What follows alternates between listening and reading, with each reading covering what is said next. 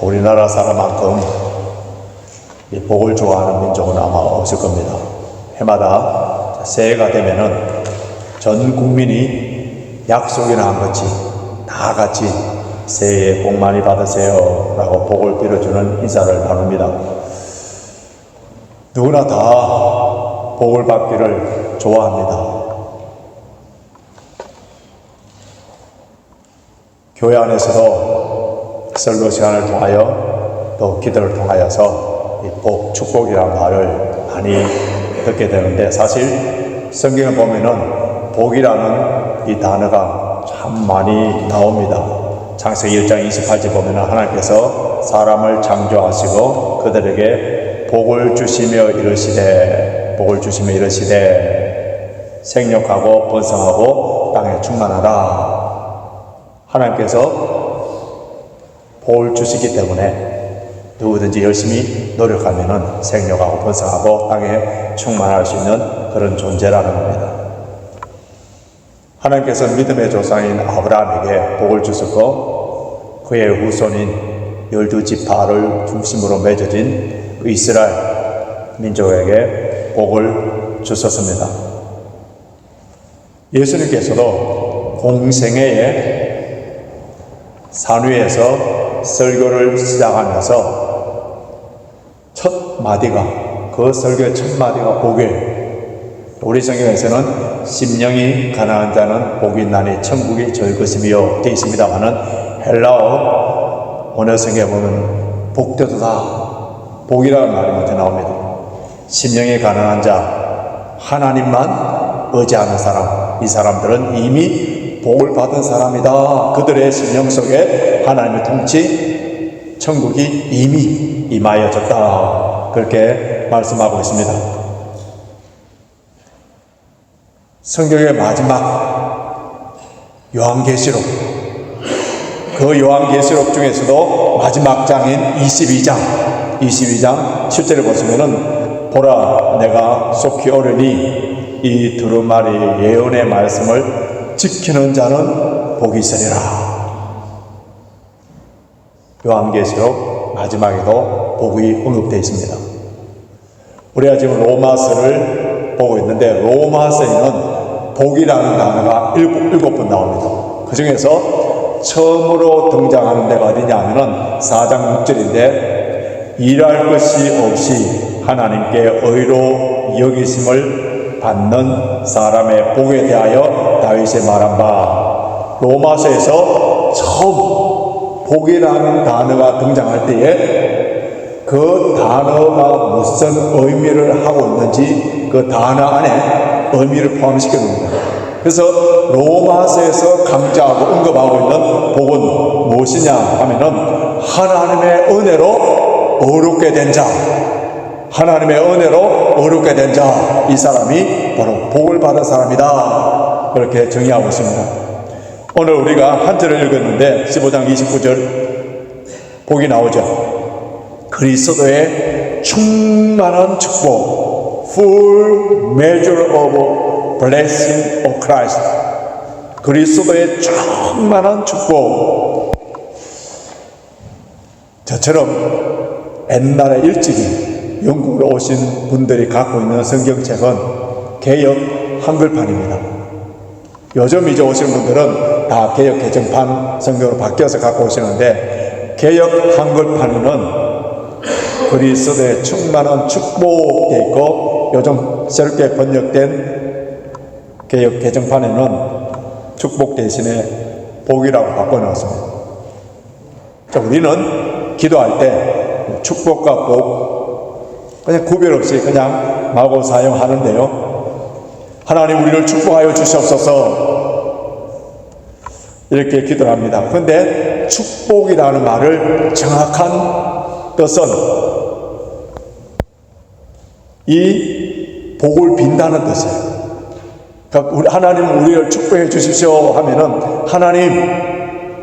하나님보다 더 높은 존재, 다른 신에게 우리에게 복을 달라고 빌어주십시오 이런 뜻이 되기 때문에, 전지전능하시고 복의 근원이신 하나님이 다른 어떤 존재에서 복을 비는 존재가 아니기 때문에, 하나님이 복을 주시는 분이. 그래서 우리가 축복해 주십시오 라는 말보다는 하나님 우리에게 복을 주십시오 하는 말이 정확한 표현입니다. 그래서 개역 개정판 요즘 나오는 성경책에는 축복이라는 단어를, 하나님의 축복이라는 단어를 다 하나님의 복으로 바꿔놨고요. 현재 우리가 사용하고 있는, 우리 교회에서 사용하고 있는 찬송가는 통합 찬송입니다. 이 찬송가도 이제는 새 찬송가로 다 바꿨는데, 이 통합 찬송가 안에 무려 11군데에 하나님의 축복이라는 단어가 있어요. 그 대표적인 것을 하나 찾아라면 우리 찬송가 34장인데 전능왕 오소서 2절입니다. 택하신 백성을 축복해 주시고, 이것을 이제 새 찬송가에서는 뭐라고 했냐면 택하신 백성을 복내려 주시고 이렇게 바꿔놨어요. 하나님 우리를 축복하여 주시옵소서 표현보다는 하나님 우리에게 복내려 주십시오 하는 말이 맞습니다. 그런데 다른 사람이 기도할 때 하나님 축복하여 주시옵소서 이렇게 기도를 하면은 저 사람은 복과 축복도 잘 구별하지 못하여서 그래서 또 축복이라고 사용하는구나. 그래서 그 한마디 때문에 그렇게 은혜롭게 성령 충만하게 믿음으로 그 간절히 빈 기도에 아멘 하지 아니하고 저 사람 기도 틀렸다라고 하는 정죄하고자 하는 약한 본성들이 있습니다. 옛날 한문을 사용할 때는 축복이라는 말이 빈다, 복을 빈다 그런 의미로 사용됐는데 이것이 이제 점점 사회성을 가져서 오늘날에는 복이나 축복이나 다 같은 말로 명사로 사용되어서 그래서 하나님 축복하여 주시옵소서 이렇게 많이 표현하는데 할 수만 있다면은 정확하게 내가 기도할 때는 하나님 복 내려 주십시오 이렇게 기도하시고, 혹시 다른 사람이 하나님 축복하여 주십시오 이렇게 기도한다면은 저도 저 말도 복이라는 말로 그렇게 새겨 들으시면은 영적 건강에 좋습니다. 축복이냐 복이냐, 자, 이 단어를 구별하는 것보다도 더 중요한 것이 있는데 그것이 무엇이냐 하면은 성경적인 복이냐 아니면 세상적인 복이냐 그것을 분별할 수 있는 능력이에요. 무엇을 복이라고 생각하느냐 그것에 따라서 그 사람이 어떻게 신앙생활하고 어떤 가치관을 가지고 사느냐 그것이 분별할 수 있습니다. 우리가 예수를 믿고 새로운 피조물로 하나님의 자녀가 된 사람들은 옛날에 우리가 가지고 있던 그 가치관을 버리고 이제 성경적인 가치관, 새로운 가치관을 갖고 사는 사람들을 그리스도인이라고. 그리스도인. 그래서 그리스도인과 난그리스도인의 차이는 어떤 가치관을 갖고 어떤 삶의 이유와 목적을 가지고 사느냐 그게 따라서 달라지는 거예요. 우리 시대에 아주 탁월한 기독교 상담학자인 레베카 피퍼스라는 사람이 토마토와 빨간 사과 이런 책을 적었는데요. 자, 토마토를 쪼개보십시오. 겉도 빨갛고 속도 다 빨갛습니다. 근데 사과는 겉은 빨갛지만은 안은 하얀색이에요. 자신이 그리스도인이다 이력서에 적을 때 크리스찬, 기독교인 이렇게 적지만은 그 모습을 봤을 때는 그리스도인처럼 보이지만은 속은 세상적인 것이 가득 차 있고 세상적인 가치관으로 가득 차 있고 전혀 예수를 닮지 않는 그런 사람들이 있는 거예요. 교회에서는 어느 집사님을 볼 때 친절하고 다정하고, 그런데 옆집에 사는 누구누구의 엄마는 교회를 떠나서 집안에서 그 동네에서는 아주 불친절하고 이기적이고 자기중심적인 그러한 너무나도 차이나는 이중적인 그러한 모습을 보인다면 사과 같은 그리스도인을 할 수 있는데요. 교회를 다니면서 신앙생활을 한다고 하는데 자신의 본능적인 그러한 욕구를 채우기 위해서 세상적인 복만 추구한다면 이런 사람들은 기복주의적인 종교 생활을 하고 있는 것입니다. 참다운 그리스도인이 아닌 거예요. 구약성경을 보면은 구약성 복에 관해서 굉장히 많이 나오는데 그 복은 물질적인 부유, 건강, 그리고 자녀들을 많이 낳아서 번성하는 것, 이것을 다 복이라 했습니다. 그런데 신약 성경을 보시면은 이런 것들을 복이라고 언급한 적이 없어요. 왜냐하면은 구약의 복, 구약의 율법, 성전, 제사, 이 모든 것들이 예수 그리스도 안에서 완성되었기 때문에 우리는 구약을 볼 때에 예수 그리스도의 관점에서 바라봐야 되는 거예요. 만약에 구약 그 자체만 본다면은 유대인도 하나도 틀린 바가 없어요. 그런데 예수 그리스도를 통하여 복음을 통하여서 구약을 볼 수 있는 안목을 가져야 되는데 예수님께서 가르쳐 주신 복이 뭐예요? 조금 전에도 제가 말씀드렸습니다마는 산상수훈의 팔복이에요. 심령이 가난한 자는 복이 있나니 천국이 이것이요 시작해서 애통하는 자, 온유하는 자, 의에 줄이고 목마른 자, 긍휼히 여기는 자, 마음이 청결한 자, 화평케 하는 자, 의를 위하여 핍박받는 자는 복이 있나니. 물질이 많고 적으냐 그 기준이 아니에요. 내가 건강하냐 병약하냐 그 기준이 아니에요. 자녀들이 잘 되고 번성했느냐 출세했느냐 성공했느냐 그것을 갖고 복이냐 아니고요. 하나님과 나와의 관계, 나와 이웃의 관계, 그 사랑의 관계로 올바른 관계를 맺고 있는 사람들을 신약에서는 복이라고 합니다. 그렇기 때문에 얼마나 많이 소유했느냐가 아니고 어떤 존재냐.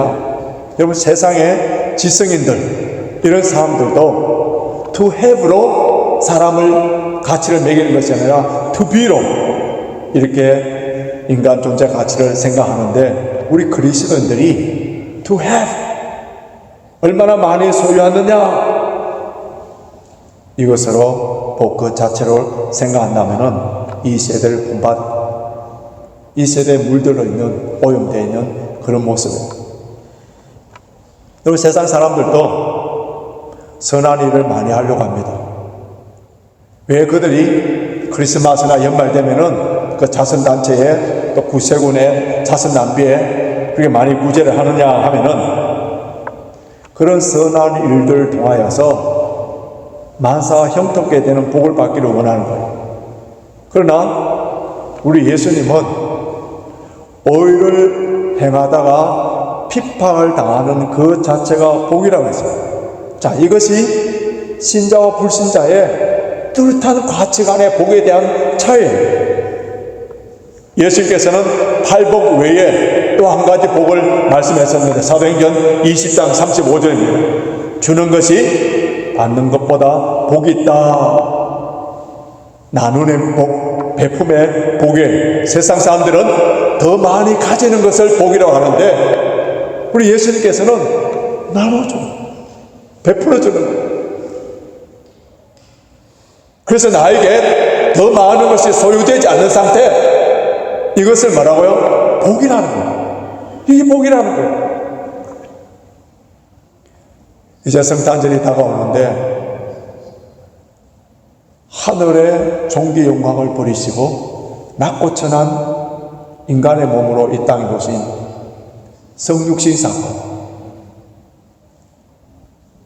이것이 업사이드 다운 된 사건. 그래서 우리는 세상의 가치관과 업사이드 다운 가치관으로 사는 것이 참된 그리스도인이에요. 이 세상 사람들은 영원한 천국을 소망을 두지 않기 때문에 이 땅에 풍요롭고 편하게 사는 것, 이것이 그의 삶의 목적이고 그것을 복이라고 생각하고 이것을 추구합니다. 그런데 이 땅의 것은 그 부귀 영화와 권력과 명예 모든 것들이 언젠가 다 사라져요. 그래서 골로새서 3장 2절 보면 땅의 것을 생각하지 말고 하늘의 것을 생각하라. 빌립보서 3장 20절에는 우리의 시민권은 하늘에 있다. 하늘의 시민답게, 하늘에 속한 백성답게 하늘에 속한 복을 받아야 된다. 하늘의 복, 오늘 본문에서는 그리스도의 충만한 복이라고 했는데, 예수 그리스도를 믿고 구원받은 하나님의 자녀, 예수님을 왕으로 모시고 예수님의 통치함을 받는 그 선물을 받은 그리스도인들, 이 땅의 것이 아니라 하늘의 복, 신령한 복, 이런 복을 받은 사람들이 가장 행복한 사람이라. 행복한 사람이에요.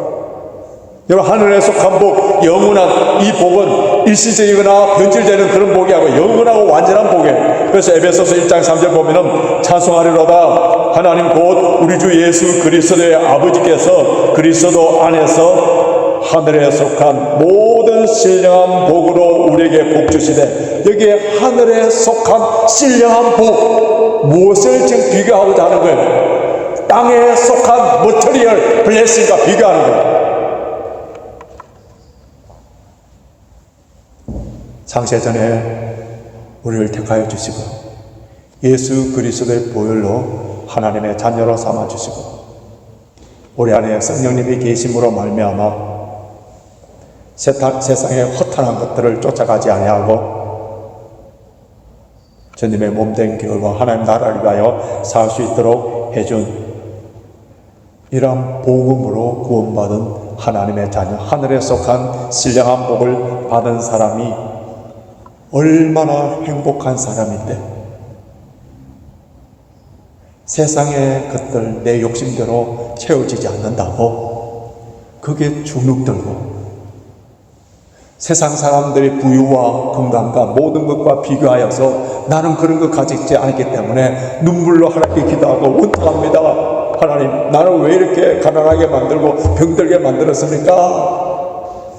하면서 그 자존감을 다 깨어부수고 사는 자들이 그리스도인의 아이덴티티가 아니라는 거예요. 여러분, 신명기 33장 29절 보면은 이스라엘이여 너는 행복자로다. 여호와의 구원을 너같이 얻은 백성이 누구뇨?